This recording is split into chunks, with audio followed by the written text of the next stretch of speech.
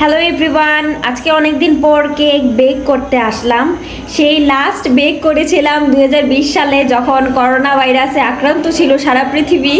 তখন বনুর জন্মদিনের জন্য আমি একটা কেক বানিয়েছিলাম, স্ট্রবেরি কেক ছিল। তো আজকেও কেক বানাবো বনুর সাথে মিলে। আজকে আমরা বানাবো একটা রেড কালারের কেক। এখানে আমরা লাল কালারের ফুড কালার নিয়ে নিয়েছি,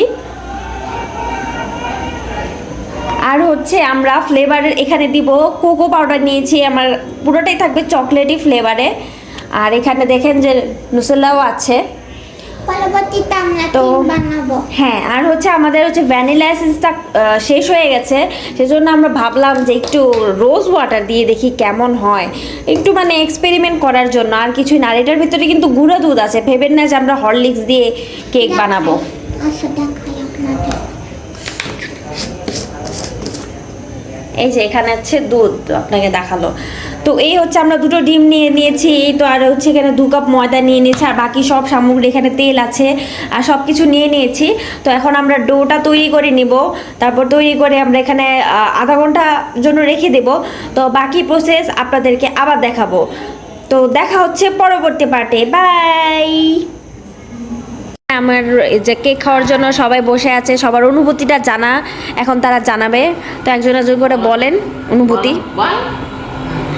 আমরা কেক খাওয়ার জন্য বসে আছি, যে কখন কেক হবে সেটাই ভাবছি।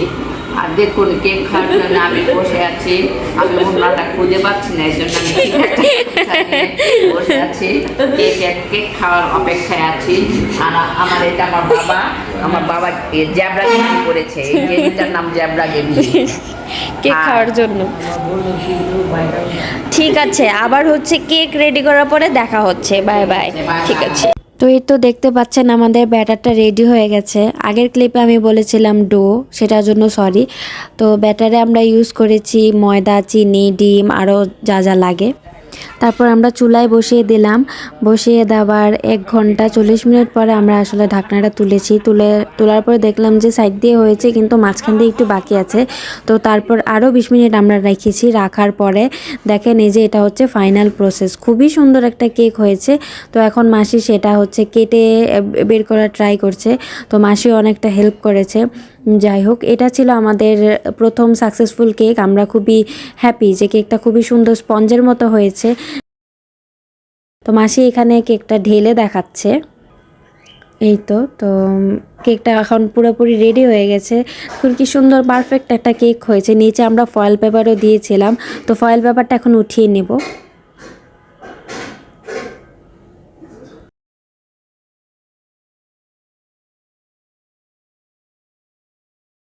তো এই তো দেখুন কি সুন্দর একটা কেক হয়েছে, খুবই সুন্দর একটা কালার হয়েছে, আর একদম পুরা স্পঞ্জের মতো একটা কেক হয়েছে। আমি খুবই প্রাউড ফিল করছি এত সুন্দর একটা কেক বানিয়ে, কারণ এর আগে অনেকবার কেক বানিয়েছি, এত পারফেক্ট কখনোই হয়নি। তো আই থিঙ্ক কথাটা সত্যি যে practice makes a man perfect. তো প্র্যাকটিস করতে করতে আজকে একবারে পারফেক্ট একটা কেক হয়েছে। তো হ্যাঁ, অবশ্যই কেকটা কেটেও দেখাবো আপনাদেরকে যে কেমন হলো, সত্যি সত্যি দোকানের মতো হয়েছে কি না। তো এখন আমরা হচ্ছে কেকের মধ্যে একটা যে শিরা ইউজ করতে হয় যেন কেকটা ড্রাই থাকলে সেটা ভিতরে ঢুকে যায়, ওটা ইউজ করব।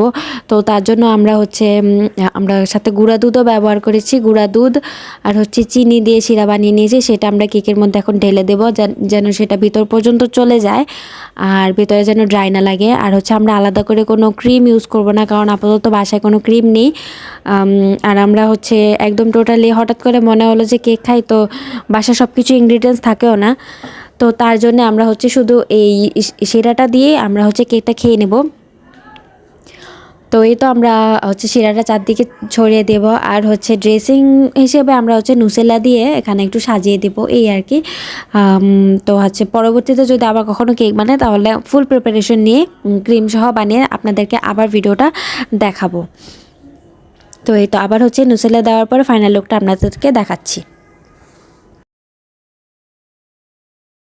তো এই তো আমরা কেকটা সাজিয়ে নিয়েছি নুসেলা দিয়ে, খুবই সুন্দর হয়েছে। তো হচ্ছে এখন বনু কেকটা কেটে তোমাদের সবাইকে দেখাবে। খুবই সুস্বাদু হয়েছে, আমি খেয়েছিলাম। তো সবাই খুব পছন্দ করেছে কেকটা। যাই হোক, অনেকদিন পরে কেক বানাতে পেরে খুবই নস্টালজিক একটা ফিলিং হচ্ছে। আবার যদি কখনো কেক বানাই তোমাদের সাথে শেয়ার করবো। আর যদি ভিডিও তোমাদের ভালো লাগে অবশ্যই কিন্তু like, comment, subscribe, follow, share সব করে দিও, ঠিক আছে?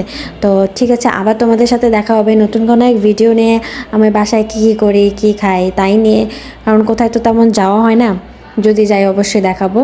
আর হ্যাঁ, তোমাদের যদি কেকের রেসিপিও দরকার হয় সেটাও কমেন্ট করে জানিয়ে দিও। বাই।